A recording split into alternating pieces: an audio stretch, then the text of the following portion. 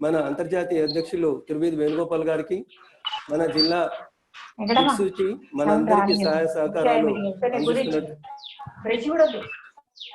అందిస్తున్నటువంటి ఐతారాం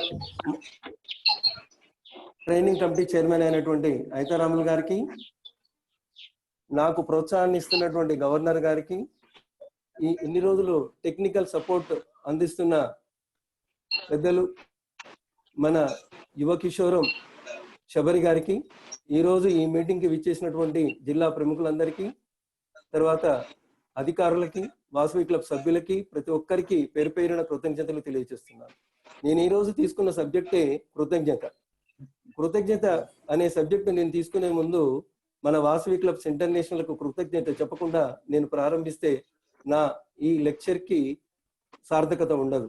ఎందుకంటే ఇటువంటి అద్భుతమైన ప్లాట్ఫారాన్ని ఎప్పుడో 1961లోనే ముందు చూపుతోటి కల్వకుంట్ల చంద్రసేన్ గుప్తా గారు ప్రారంభించారు. దాని తర్వాత ఇది అనేక మార్పులు చెందుతూ వచ్చి వాసవి క్లబ్స్ ఇంటర్నేషనల్ గా ప్రస్తుత తరుణంలో మనందరికీ ప్రపంచంలోని నలుమూలలో ఉన్న వ్యక్తులందరికీ కూడా సేవలు అందిస్తుంది. సభ్యులకి అనేక అవకాశాలని, తర్వాత అనేక పథకాలను ప్రారంభిస్తూ పెద్దలు ఇంటర్నేషనల్ ప్రెసిడెంట్స్ గా ఉన్న ప్రతి ఒక్కరూ కూడా ఇతోధికంగా సహాయం చేశారు. వారందరికీ పేరు పేరున ప్రతి ఒక్కరికి కృతజ్ఞతలు తెలియజేస్తున్నాను. అసలు కృతజ్ఞత ఎందుకు చెప్పాలి? కృతజ్ఞత అంటే ఏంటి? కృతజ్ఞత ఎవరికి చెప్పాలి? కృతజ్ఞత చెప్తే వారికి ఏం లభిస్తుంది? కృతజ్ఞత ఎన్ని రకాలుగా ఉంటుంది? కృతజ్ఞత గురించి వివరాలన్నీ మనం ఈరోజు తెలుసుకుందాం. ముఖ్యంగా కృతజ్ఞత అనేది ఒక మంచి భావన, ఒక స్ఫూర్తి, ఒక హృదయపూర్వక అభినందన. దీనివల్ల ఎదుటి వ్యక్తికి సంతోషం కలుగుతుంది.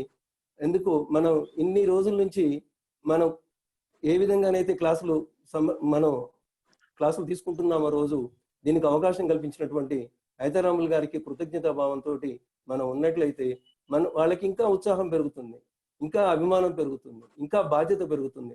మన మీద ఈ విధంగా ఇంకా మంచి వ్యక్తులను తీసుకొచ్చి మనకి మంచి సబ్జెక్టును అందించడానికి వాళ్ళు పూనుకుంటారు. అట్లాగే కృతజ్ఞతలు, అజ్ఞానానికి కృతజ్ఞతలు. ఎందుకంటే జ్ఞానం యొక్క దాహాన్ని పెంచినందుకు. సమస్యలకి కృతజ్ఞతలు, ఎందుకంటే పరిష్కారాల శక్తిని కలగజేసినందుకు. అట్లాగే కృతజ్ఞులకు కృతజ్ఞతలు, ఎందుకంటే కృతజ్ఞత యొక్క గొప్పతనాన్ని తెలియజేసినందుకు. వైఫల్యాలకు కృతజ్ఞతలు, ఎందుకంటే విజయానికి దారి చూపించినందుకు కృతజ్ఞతలు. అసలు కృతజ్ఞత అనేది ఎలా చెప్పాలనేది మనం కనుక ఆలోచించినట్లయితే, కృతజ్ఞత అనేది మనస్ఫూర్తిగా చెప్పాలి, అభినందన పూర్వకంగా చెప్పాలి, హృదయపూర్వకంగా చెప్పాలి. మనం అందరం సాధారణంగా అంటూ ఉంటాం, ఇది మా పెదవుల నుంచి వచ్చిందా, హృదయం నుంచి వచ్చిందా అనే మాట. అది అక్షర సత్యం. ఎందుకంటే ఒక కృతజ్ఞత అనేది ఒక భక్తి భావంతో నిండి ఉండాలి. ఒక వ్యక్తి దేవుడికి అర్చన చేసి వచ్చిన తర్వాత ఎంత పవిత్రంగా ఉంటాడో అంత పవిత్రంగా ఈ కృతజ్ఞతని ఎదుటి వ్యక్తి తెలియచేయాలి.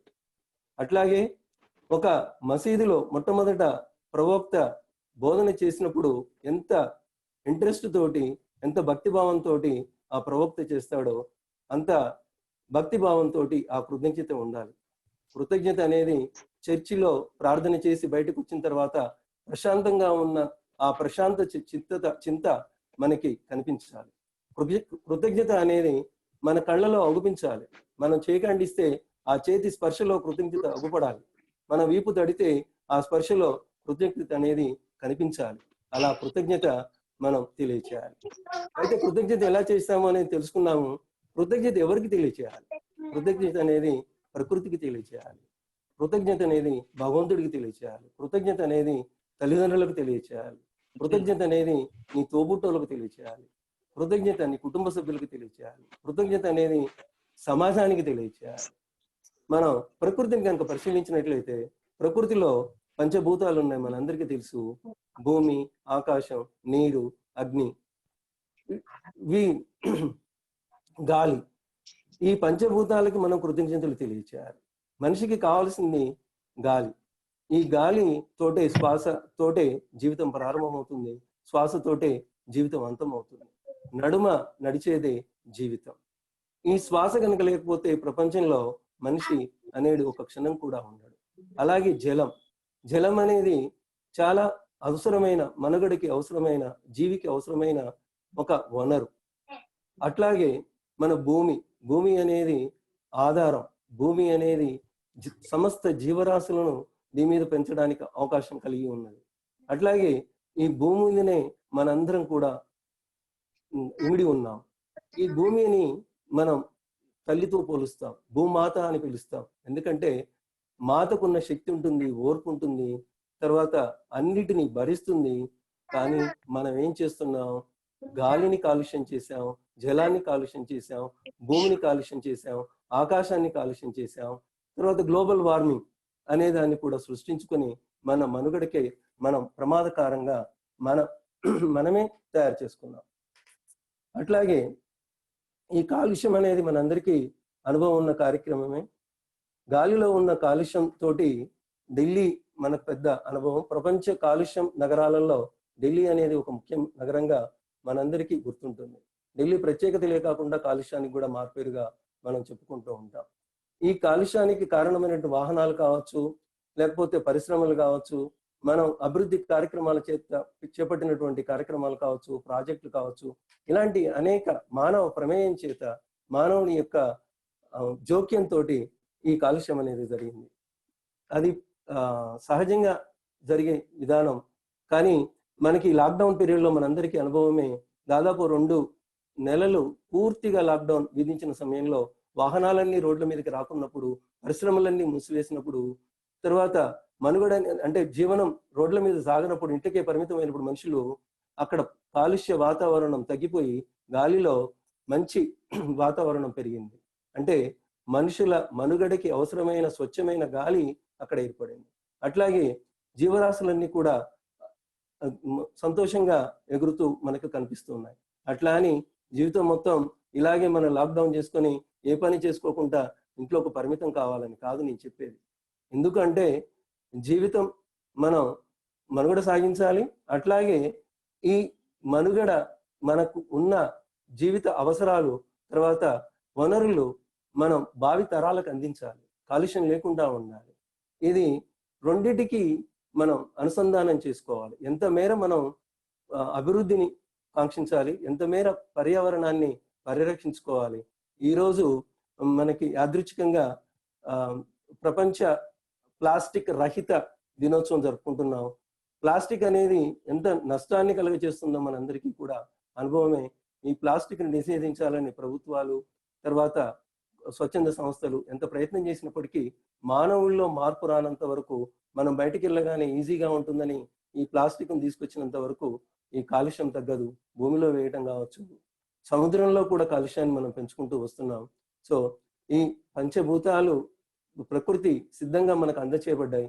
మనం బాగా మేలో వేడి ఎక్కువగా ఉంటుంది, రోహిణి కార్తెలో రోడ్లు కూడా పగులుతాయని చెప్తూ ఉంటారు. అంత వేడిని భరించడానికి మనం ప్రకృతిని తిట్టుకుంటూ ఉంటాం. కానీ అదే చల్లటి వేడి గాలి శీతాకాలంలో మనకి వెచ్చటి దుప్పట్లాగా పొద్దుటి పూట వస్తే దానికి కృతజ్ఞతలు తెలియచేయాలి. ఎదురుగాలులు వచ్చి వడగాలు ఎక్కువగా తుఫాన్ లాగా వచ్చి ఇండ్లన్నీ కొట్టుకుపోయినప్పుడు, లేకపోతే చెట్లన్నీ కూలిపోయినప్పుడు ప్రకృతి బీభత్సాలకి మనం కష్టపడుతుంటాం, తర్వాత ప్రకృతిని నిందిస్తూ ఉంటాం. కానీ అదే జలం లేకపోతే బుక్కెడు నీళ్లు మనకు అమృతంలాగా లోపలికి పోకపోతే మనం ఉండలేం. జలాన్ని కాలుష్యం చేయడం వల్ల ఇప్పుడు మనం నీటిని కొనుక్కొని తాగాల్సి వస్తుంది. అట్లాగే గాలిని కాలుష్యం చేయడం వల్ల మనకి భవిష్యత్తులో సిలిండర్లు పెట్టుకొని కొనుక్కొని బయటికి వెళ్ళేటప్పుడు స్వచ్ఛమైన గాలి పీల్చుకోవాల్సిన పరిస్థితులు రావచ్చు.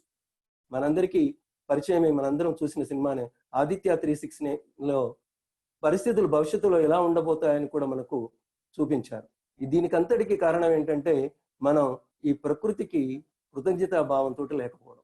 ఈ ప్రకృతి ప్రసాదించిన వరం దేవుడు మానవునికి అనుకూలంగా ఇచ్చాడు. ఎక్కువ వేడి లేకుండా తట్టుకునేంత వేడితోటి, పుష్కలమైన నీటితోటి కాలుష్య రహితంగా మనకు అందజేశాడు. కానీ మనం దాన్ని మన చేతులతోటి దాన్ని కాలుష్యంగా తయారు చేశాం. ఎవరైనా ఒక వ్యక్తి మనకు ఒక విలువైన వస్తువుని మన చేతికి అందజేస్తే మన బాధ్యత ఏంటంటే మనం దాన్ని తీసుకొని భద్రపరిచి ఎలాంటి మార్పులు, తర్వాత దాంట్లో చెడు కలపకుండా స్వచ్ఛంగా ఉండేటట్టు తయారు చేసి మళ్ళీ వాడికి ఒప్పచెప్పటం. భగవంతుడు ఇచ్చినటువంటి ఈ ప్రకృతిని, సహజ సిద్ధమైన ప్రకృతిని మనం ఏం చేస్తున్నాం, భావితరాలకి యథావిధిగా అందచేయకుండా ఇక్కడ జీవనమే మనుగడకు ప్రశ్నార్థకంగా అయ్యేటట్టుగా మనం తయారు చేస్తున్నాం. అట్లాగే మనం కృతజ్ఞతా భావంతో ఉండాలి మొక్కలకి. మొక్కలు అనేవి మనకు కావలసిన అన్ని అవసరాలను తీరుస్తాయి. జననం శ్వాసతోటి మొదలు, మరణం శ్వాస ఆగితే జరుగుతుంది. ఈ మధ్యన జీవితం మొత్తం కూడా మొక్కల మీద ఆధారపడి ఉంటుంది. మనిషికి కావలసిన శ్వాస, స్వచ్ఛమైన గాలి మొక్కల నుంచే వస్తుంది. మొక్కలు లేకపోతే ప్రాణవాయువు లేదు. మనిషికి అవసరమైన ముఖ్యమైన అవసరాలు 3. 1 గాలి, 2 నీరు, 3 ఆహారం. ఈ 3 కూడా మనకి మొక్కల ద్వారానే అందచేయబడతాయి. మొక్కలు ఎంత మేలు చేస్తాయి మనిషికి అనంటే, మనందరికీ తెలిసిన అంశమే. సాగర మదనంలో అమృతం కోసం దానవులు దేవతలు వాళ్ళు మదనం చేసినప్పుడు అక్కడ మొట్టమొదట ఏమొచ్చింది అని అంటే విషం వచ్చింది, గరళం వచ్చింది. ఆ గరళం గనక ప్రపంచం మీద వస్తే దేవతలు మరియు రాక్షసులు అందరూ కూడా అంతముందేవాళ్ళు. కానీ ఆ గరళాన్ని తన కంఠంలో నిలుపుకొని ప్రపంచాన్ని, అంటే దేవతలను, మానవ జీవకోటిని కాపాడాడు ఆ శంకరుడు. అట్లాగే మొక్కలు కూడా మనం వదిలేస్తున్నటువంటి కార్బన్ డైఆక్సైడ్, కార్బన్ మోనాక్సైడ్ విషవాయువుల్ని పీల్చుకొని మనకు కావాల్సినటువంటి ఆహార పదార్థాలు ఆ సూర్యరశ్మిని గ్రహించి తయారు చేసి మనకు అందిస్తూ ఉన్నాయి. అట్లాంటి మొక్కలు మనం పుట్టగానే మానవులు పడుకోబెట్టేది ఎక్కడ అని అంటే ఊయల. ఆ ఊయల దేనితో తయారు చేయబడింది అని అంటే మొక్కల చెక్కతోటి తయారు చేయబడింది. అట్లాగే మనిషికి అవసరమైనటువంటి ఇంకొక అవసరం ఏంటంటే గుడ్డ, నీడ. ఆ గుడ్డ అనేది మనం కట్టుకునే వస్త్రం మొక్కల నుంచి వచ్చింది. అలాగే తాను ఉండే ఇల్లు, ఇంట్లోని ఫర్నిచర్, కూర్చునే పీట కావచ్చు, కుర్చీ కావచ్చు, పడుకునే మంచం కావచ్చు, చివరికి నువ్వు చనిపోయిన తర్వాత నిన్ను కాల్చే కట్టెలు కావచ్చు, లేకపోతే క్రిస్టియన్స్ వాళ్ళు అందించే శవపట్టిక కావచ్చు, ఇవన్నీ కూడా మొక్కల ద్వారానే వస్తున్నాయి. మొక్కల పట్ల కృతజ్ఞత ఉంటే డిఫారెస్టేషన్ అంటే అడవుల్ని నరికేయం మనం. అడవుల పట్ల మన కృతజ్ఞత భావంతో ఉంటాం. అడవులు మొత్తం భూభాగంలో దాదాపు 33% ఉండాలి. కానీ మానవుని యొక్క అవసరాలకి విచక్షణ రహితంగా మొక్కల్ని నరికివేయడం వల్ల, అడవులని తీసివేయడం వల్ల ఇప్పుడు ప్రపంచం మొత్తం మొక్కలు లేకుండా తయారవుతుంది. ఈ మొక్కలు లేని ప్రపంచంలో మానవుడు మనుగడ కూడా కష్టదాయకంగా ఉంటుంది. మనందరికీ పరిచయమైన అమెజాన్ అడవులు.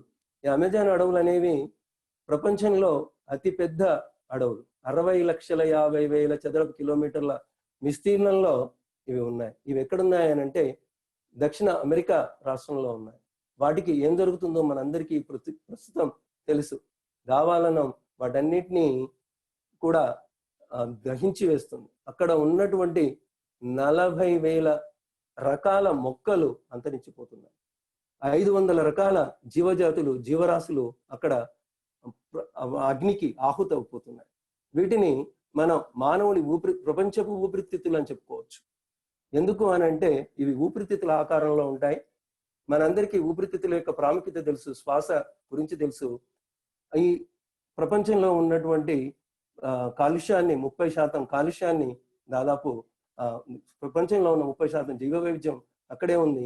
15% కాలుష్యాన్ని ఇవి నివారిస్తున్నాయి. ఒక మొక్క సంవత్సరంలో ఒక కారు 45,000 కిలోమీటర్లు ప్రయాణించినప్పుడు విడుదల చేసినటువంటి కార్బన్ విషవాయువుల్ని అది పీల్చుకొని మనకు స్వచ్ఛమైన వాయువుని అందిస్తుంది. సో మొక్కలకి మనం కృతజ్ఞత భావంతో ఉండాలి. అట్లాగే మన జంతువులకు కూడా కృతజ్ఞత భావంతో ఉండాలి. జంతువులకు ఎందుకనంటే ఈ జంతువులు మనకి ఎన్నో రకాలుగా ఉపయోగపడుతున్నాయి. మానవుడు ఏం చేస్తున్నాడు? ఏనుగు దంతాల కోసం కావచ్చు, పులి చర్మం కోసం కావచ్చు, నెమలి మాంసం కోసం కావచ్చు, ఇతర జంతువుల మాంసం కోసం కావచ్చు, ఈకల కోసం కావచ్చు, ఇంకా అనేక వైద్య పరంగా అవసరమైన వాటి కోసం కావచ్చు, వాటన్నిటిని చంపివేసి నేనొక్కడనే ఇక్కడ మనుగడ సాగించాలని జీవరాశులన్నింటినీ నాశనం చేస్తున్నారు. దాదాపు ప్రతి గంటకి ఒక 6 రకాల జీవజాతులు మన అంతరించిపోతున్నాయి. ఈ అంతరించిపోతున్న జాతులు తిరిగి రాబట్టడం ఎవరి తరము కాదు. మనందరికీ చిన్నప్పటి జ్ఞాపకాలు గుర్తు చేసుకుంటే ఉదయం పూట వెళ్ళగానే పక్షుల కిలకిలాలు రావాలు, తర్వాత సాయంత్రం పూట అవన్నీ మళ్ళీ తిరిగి వచ్చే కిలకిలా రావాలు, వాటి యొక్క సబడి సందడి మనకెప్పుడు గుర్తుండే ఉంటుంది. కానీ ఇప్పుడు అవేవి మనకు అవపడతలేదు. పిచ్చుక మచ్చుకు కూడా కనరాట్లేదు, గద్ద అనేది అవపడతలేదు. ఇట్లా అంతరించుకుపోతే జీవరాశులన్నీ కూడా మనిషి మనుగడ ప్రశ్నార్థకంగా మారుతుంది. మీరందరూ చదివే ఉంటారు, తేనెటీగలు లేకపోతే జీవరాశులు లేవు. అట్లాగే పరపరాగ సంపర్కం చేసుకునే కీటకాలు లేకపోతే మొక్కల్లో పరాగ సంపర్కం జరగదు, అవి విత్తనాలు అందించవు. విత్తనాలు లేకపోతే ఆహారం, మళ్ళీ కొత్త మొక్కలు ఉత్పత్తి కావు. కొత్త మొక్కలు లేకపోతే మనకు ఆహారం ఉండదు. కాబట్టి మన జీవరాశులకి, సూక్ష్మజీవులు, మనకు కంటికి కనిపించిందే ప్రపంచం అనుకుంటాం మనం, కానీ కంటికి కనిపించని ప్రపంచం చాలా పెద్దగా ఉంటుంది. అది సూక్ష్మదర్శిని ద్వారా మాత్రమే చూడగలిగే జీవుల్ని మనం సూక్ష్మజీవులు అని అంటాం. అవి బ్యాక్టీరియాలు కావచ్చు, ప్రోటోజోవాలు కావచ్చు, లేకపోతే ఫంగీ కావచ్చు, ఇట్లా ఆల్గే కావచ్చు. ఇలాంటి అనేక సూక్ష్మజీవులు మానవుడి యొక్క మనుగడికి, భూసారాన్ని పెంచడానికి, అంతెందుకు రోజు మనం వాడే పెరుగు అనేది ఎట్లా వస్తుంది? పాలల్లో తోడేస్తే వస్తుంది. తోడు అనేది ఏంటిది? బ్యాక్టీరియాని యాడ్ చేయడం.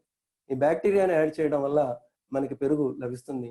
సో చాలా మంది ఏమనుకుంటారనంటే సూక్ష్మజీవులన్నీ కూడా చెడ్డయి, ఆ సూక్ష్మజీవులు అన్నిటిని చంపేస్తే మనిషి బాగా జీవిస్తాడు అనుకుంటాడు. అది చాలా తప్పు. అనేక రకాలైన కోటాను కోట్ల జీవరాశుల కలయికే మన శరీరం అని చెప్పుకోవచ్చు. ఈ శరీరంలో మానవుడు ఒక్కడే కాదు, మానవుని యొక్క అవయవాలే కాదు, అనేక జీవరాశులు మనిషికి ఉపయోగపడుతూ ఉంటాయి. దాంట్లో మంచి బ్యాక్టీరియాలు చాలా ఉంటాయి. వాటన్నిటిని నాశనం చేయడం, వాటన్నిటిని చంపివేయడం అనేది మంచిది కాదు. వాటిని కూడా మనం కృతజ్ఞతా భావంతో ఉండాలి. అట్లాగే ప్రకృతిలో అన్ని వైపరీత్యాలకి, అన్ని సమస్యలకి మానవుడే కారణం. ప్రకృతి మంచిగా మనకు అందించిన దాన్ని మనమే దాన్ని ఆగం చేసి మనం ప్రపంచానికి, అంటే భావితరాలకు అందజేస్తున్నాం. దాన్ని కాపాడాల్సిన కృతజ్ఞతా భావంతో కనుక ఉంటే మనం దీన్ని అరికట్టవచ్చు. అట్లాగే ఫుడ్ అంటే ఆహారం మీద కృతజ్ఞత కనుక ఉంటే, రైతు మీద కృతజ్ఞత కనుక ఉంటే మనం ఆహారాన్ని వృధా చేయం. ఆహారం కోసం నకనకలాడే వ్యక్తులు ఎంతో మంది ఉన్నారు. దాదాపు రోజుకి కొన్ని వేల మంది ఆహారం లేక చనిపోతున్న వాళ్ళు ఉన్నారు. ముఖ్యంగా ఆఫ్రికన్ కంట్రీస్ లో చిన్న పిల్లలు, దాంట్లో ఈ చనిపోయే వాళ్ళలో 75% చిన్నపిల్లలే ఉంటున్నారు. వాళ్ళందరికీ దృష్టిలో పెట్టుకుంటే మన ఆహారం యొక్క విలువ తెలుస్తుంది. అట్లాగే మన ఇంట్లో మనం ఆదిదాస్ లేకపోతే నైక్ వంటి షూస్ కావాలని కోరుకుంటాం. కానీ అసలు చెప్పులు లేని వాళ్ళు ప్రపంచంలో ఎంతమంది ఉన్నారు అనేది కూడా ఆలోచిస్తే మనకు ఆలోచన తగ్గుద్ది. అట్లాగే మనం కృతజ్ఞతలు ఎవరికి చెప్పాలి అని అంటే దేవుడికి చెప్పాలి. ఎందుకంటే ఈ సమస్త జీవరాశుల్ని సృష్టించడమే కాకుండా అత్యంత అనుకూలంగా ఈ భూమిని మనకు అందించినందుకు ప్రతిరోజు ఆ భగవంతుడికి కృతజ్ఞతలు చెప్పాలి. కాలింగ్ బెల్ మోగడంతో నేను డోర్ తీసి బయటికి వెళ్ళినప్పుడు పోస్ట్ మ్యాన్ ఒక ఉత్తరం అందజేశాడు. ఆ ఉత్తరం రాంగ్ అడ్రస్. అప్పటికే పోస్ట్ మ్యాన్ వెళ్ళిపోవడం వల్ల ఆ ఉత్తరాన్ని తెరిచి చదివినప్పుడు అది మీకు తెలియజేస్తున్నాను. నువ్వు నన్ను గుర్తుంచుకుంటావని అనుకున్నాను ఉదయం లేవగానే, కానీ నీవు నీ వాట్సాప్ కృతజ్ఞతలతోటి, వాట్సాప్ మెసేజ్లతోటి, సెల్ ఫోన్ సంభాషణలతోటి నన్ను మర్చిపోయా. తర్వాత నేను నన్ను గుర్తుంచుకుంటావు అనుకున్నాను. నీవు స్నానం చేయడంతో, బ్రేక్ఫాస్ట్ చేయడంతో, హడావిడిగా ఆఫీస్కి వెళ్ళడంతో ఉదయం పూట గడిచిపోయింది. అప్పటికైనా నన్ను గుర్తుంచుకుంటావు అనుకున్నాను, కానీ నువ్వు ఆఫీస్ పనిలో నిమగ్నమైపోయి పని ఒత్తిడిలో నన్ను గుర్తుంచుకోలేదు. తర్వాత లంచ్ టైంలో గుర్తుంచుకుంటావు అనుకున్నాను. లంచ్ టైంలో నీకు ఇష్టమైన కూరగాయలు కావచ్చు, ఆహారం భుజిస్తూ ఆస్వాదిస్తూ నా గురించి అసలు తలుచుకోలేదు.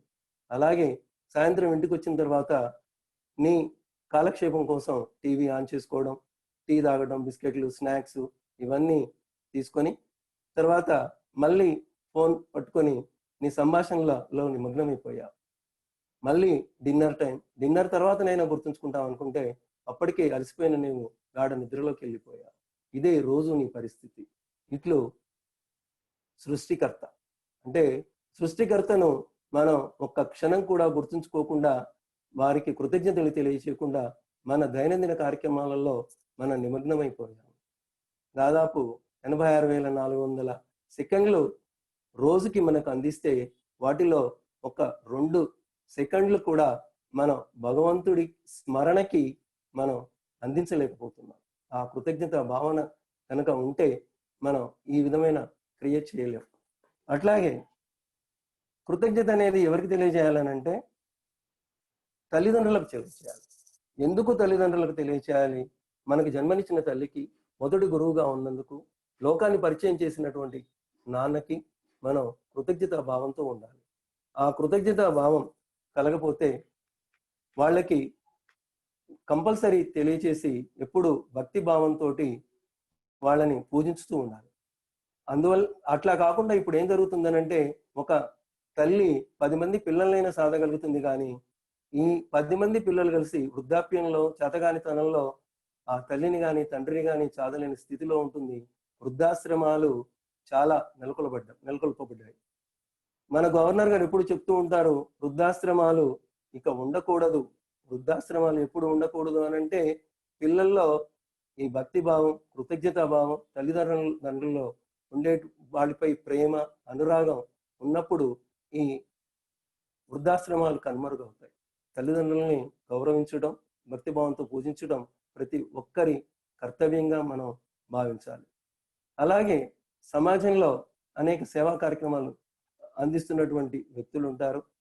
వాటితో పాటు కుటుంబ సభ్యులు, మన తల్లిదండ్రులు ఒక్కళ్ళే కాకుండా కుటుంబ సభ్యులు ప్రతి ఒక్కరికి సోదరుడు కావచ్చు, సోదరి కావచ్చు, తర్వాత మన బంధువులు కావచ్చు, వాళ్ళకు కూడా కృతజ్ఞతలు తెలియచేయాలి. ఎందుకు అనంటే వారే నీకు దగ్గర వారు. ఎంత మంది మిత్రులు ఉన్నప్పటికీ రక్త సంబంధం కలిగిన సోదరి గాని సోదరుడికి సరిసాటి కారు. సో వాళ్ళకి కూడా మనం నీకు వెన్నంటి ఉండి ప్రతి విషయంలో సోదరుడు కావచ్చు, సోదరి కావచ్చు, నీకేం కాదులే, నువ్వు సక్సెస్ అవుతావు అని నీ వెన్నుదంటి నీకు ప్రోత్సహిస్తున్నటువంటి వాళ్ళకి మనం కృతజ్ఞత కలిగి ఉండాలి. అట్లాగే స్నేహితులకు కృతజ్ఞత కలిగి ఉండాలి. స్నేహితులకు ఎందుకు కలిగి ఉండాలి అని అంటే, స్నేహితుడే నీకు అత్యంత ఆప్తుడు. తండ్రితోటి కానీ తల్లితోటి కానీ తర్వాత సోదరిమణులతోటి కానీ పంచుకోలేని అనేక విషయాలు, నీ పర్సనల్ విషయాలు కూడా, లోపాలు కూడా నువ్వు ఫ్రెండ్స్ తోటి, స్నేహితులు పంచుకుంటావు. ఈ స్నేహితుడే నిన్ను వెన్నంటి ఉంటాడు. ఆపదలో నీ తోటి ఉంటాడు. ఆపదను బయటికి తీసుకొస్తాడు. నీ వైఫల్యాలను విజయాలుగా మార్చడానికి తన వంతు కృషి చేస్తాడు. అటువంటి స్నేహితునికి కూడా మనం కృతజ్ఞతా భావంతో ఉండాలి. ఈ కృతజ్ఞత వల్ల ఏం వస్తుంది మరి ఆ వ్యక్తికి, లేకపోతే కృతజ్ఞత తెలియచేసిన వ్యక్తికి మనం అనుకుంటూ ఉంటాం. ప్రతి ఒక్కటి కూడా మనం ఎప్పుడు చేస్తామంటే, నాకేంటి, ఇలా చేయడం వల్ల నాకేమొస్తుంది, నాకేం లాభం వస్తుంది. దీనివల్ల చాలా లాభాలు ఉన్నాయి. ఒకటి, ఫస్ట్ నీకు సంతృప్తిని కలుగజేస్తుంది. తర్వాత నీ హృదయ కండరాలు విశాలమవుతాయి. నీవు ఫర్గివింగ్ నేచర్ అంటే క్షమా గుణాన్ని పెంచుకుంటావు. ఇతరులకు సహాయం చేసే గుణాన్ని పెంచుకుంటావు. చక్కటి నిద్ర పడుతుంది. తర్వాత రోగ నిరోధక శక్తి పెరుగుతుంది. ఆ ఆత్మవిశ్వాసం పెరుగుతుంది. నీ లోపల అన్ని పాజిటివ్ థింకింగ్ మోడ్స్ వస్తాయి. అంతేకాకుండా మనకి ఇంతకుముందు స్మైల్లో చెప్పారు, ఏంటంటే సంతోష సమయంలో మనకి సంతోష హార్మోన్లు విడుదలవుతాయి. అట్లాంటి సంతోష హార్మోన్లు విడుదల కావడానికి కూడా ఈ కృతజ్ఞత భావం మనకి పనికొస్తుంది. ఇవి ఎండార్ఫిన్లని, డోపమైన్ని పెంచడానికి ఉపయోగపడుతుంది. ఇది కాలిఫోర్నియా యూనివర్సిటీ వాళ్ళ అధ్యయనంలో తేలింది. అది ఫుడ్ సబ్జెక్ట్. దాంట్లో మనం ఎటువంటి ఆశ్చర్యానికి లోను కావాల్సిన అవసరం లేదు. అట్లాగే వైద్యంలో కూడా దీన్ని ఉపయోగించడం మొదలుపెట్టారు. అది సామస్వాని అనే అతను, JP Vaswani, thank giving therapy అనే దాన్ని తరచూ వాడుతూ ఉంటారు. ఈ థ్యాంక్ గివింగ్ థెరపీ అని అంటే ఏంటంటే, ఒక వ్యక్తి నిరాశ నిస్పృహలతోటి కుంగిపోయి డిప్రెషన్లో ఉండిపోతాడు. అతనికి అనేక మంది వైద్యులని, తర్వాత మానసిక వైద్యుల దగ్గరికి తీసుకెళ్ళినప్పటికీ అతడు దాంట్లో నుంచి బయటికి రాడు. అప్పుడు ఒక పెద్ద ఆయన వచ్చి ఆయనకి ఒక సలహా ఇస్తాడు.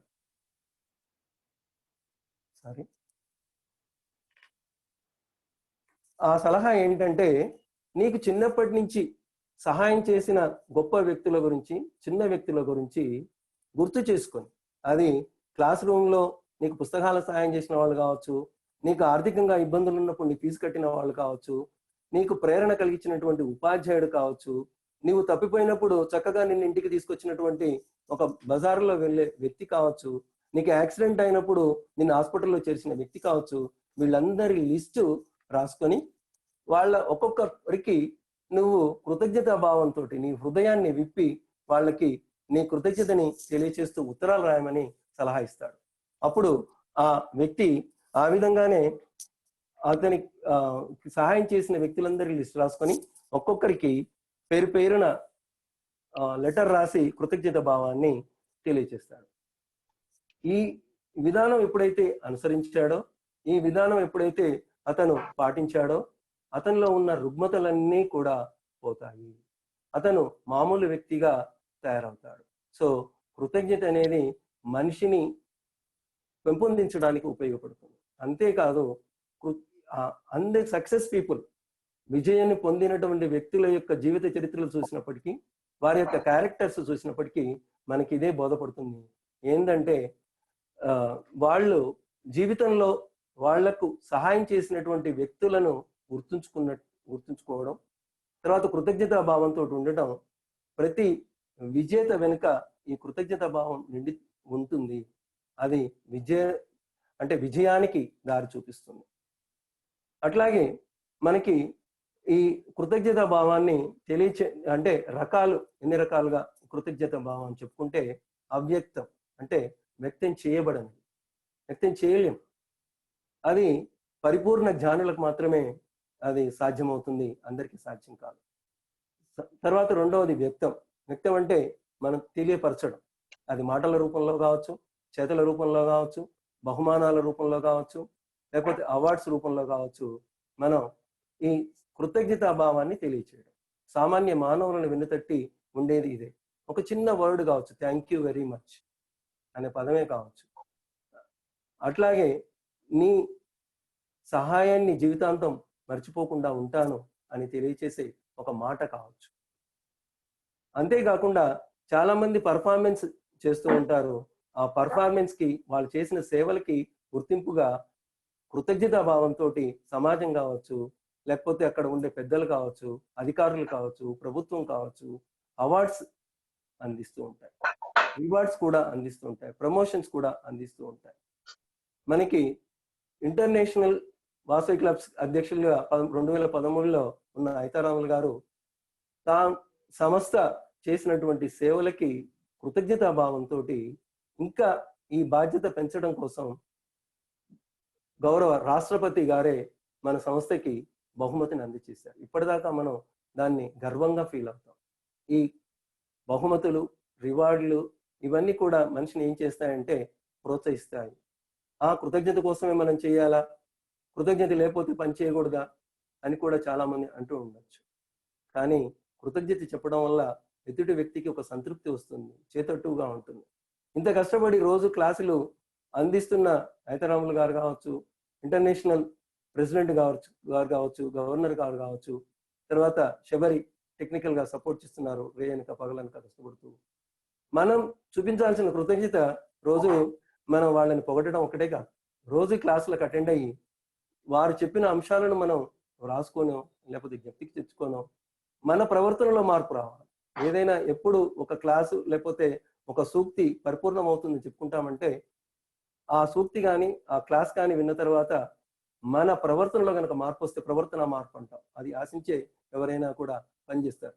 మొత్తం అన్నీ విని తల దులిపేసి మళ్ళీ ఎప్పటిలాగా మనం పనిచేసామనుకోండి, దాన్ని అది సార్థకమైన ప్రసంగం అని మనం చెప్పుకోవచ్చు. సో అట్లాగే గురువులకు కూడా మన కృతజ్ఞత తెలియచేయాలి. గురువులకు ఎందుకు కృతజ్ఞత తెలియచేయాలి అని అంటే, మనకు పెద్ద గురువులు, గొప్ప గురువులు మన పూర్వీకుల నుంచి మనం అందుకుంటున్న సమాజం నుంచి మనం తెలుసుకుంటూ ఉన్నాం. అది ద్రోణాచార్యుడు కావచ్చు, సాందీపని మహర్షి కావచ్చు, ఇట్లాంటి వీళ్ళందరూ కూడా మనకి ఎంతో ప్రోత్సాహాన్ని అందించి స్ఫూర్తిని అందిస్తూ ఉన్నారు. అట్లాంటి గురువులకు కూడా మనకి కూడా ఎంతో మంది గురువులు ఉన్నారు. అది హై స్కూల్ టీచర్ కావచ్చు, ప్రైమరీ టీచర్ కావచ్చు, ఒక చదువు విద్యాబుద్ధులు నేర్పినటువంటి గురువులే కాదు, నీ ప్రొఫెషన్ లో నీకు సలహాలు అందించినటువంటి వాళ్ళు కావచ్చు, తర్వాత ట్రైనింగ్ లో మనకు అనేక విషయాలను బోధించేటువంటి గురువులు కావచ్చు. వారందరికీ కూడా మనం కృతజ్ఞత అభినందనలు తెలియచేయాలి. దానివల్ల దేవుడు గురువు ఎదురుగా వస్తే ఎవరికి దండం పెడతామని అంటే మనం గురువు గారికి దండం పెడతామని ఎందుకు చెప్తారని అంటే దేవుడు ఉన్నాడు అని తెలియచేసింది గురువే కాబట్టి దేవుడి కంటే కూడా గురువే గొప్ప అని మనం భావించినప్పుడే మనకి దానికి సార్థకత గురువుకి ఇచ్చినట్టుగా అవుతుంది. అట్లాగే సమాజానికి కూడా మన కృతజ్ఞతలు తెలియచేయాలి. ఎందుకు సమాజానికి కృతజ్ఞతలు తెలియచేయాలి? చాలా మంది అంటుంటాం, సమాజం నాకేమిచ్చింది, సమాజం మొత్తం కూడా నాకు కష్టాలను ఇచ్చింది, నష్టాలను ఇచ్చింది, ఇబ్బందులు ఇచ్చింది అని చెప్తూ ఉంటారు, తిడుతూ ఉంటారు.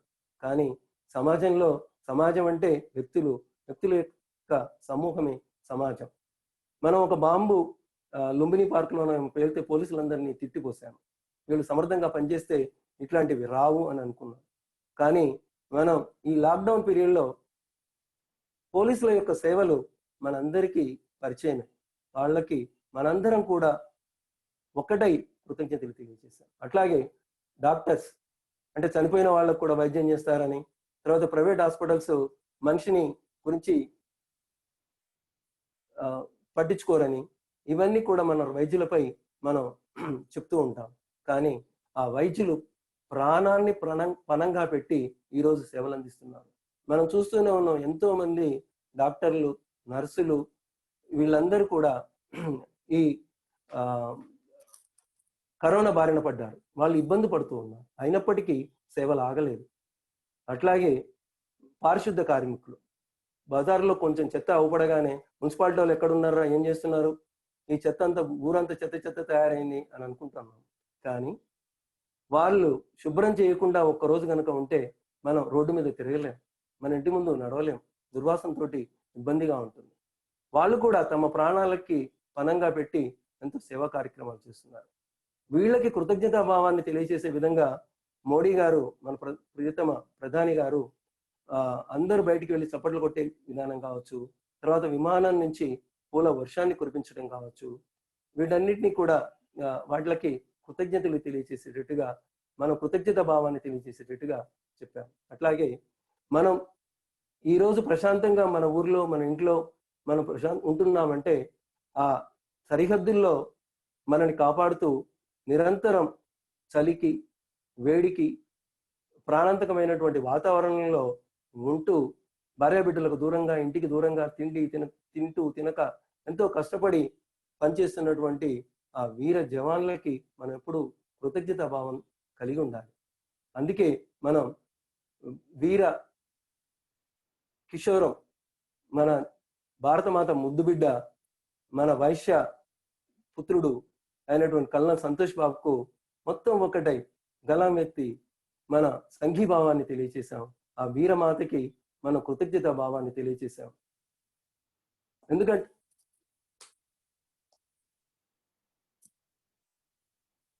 ఆ రోజు సంతోష్ బాబు తల్లిదండ్రులు గనక ఒక సంకల్పాన్ని తీసుకోకపోయినట్లయితే, వాళ్ళు గనక తన కొడుకుని ఏ సాఫ్ట్వేర్ ఇంజనీర్ గానో, లేకపోతే ఒక IAS IPS ఆఫీసర్ గానో, ఒక డాక్టర్ గానో, ఇంజనీర్ గానో పంపించినట్లయితే అంతటి గౌరవం అతనికి దక్కేది కాదు.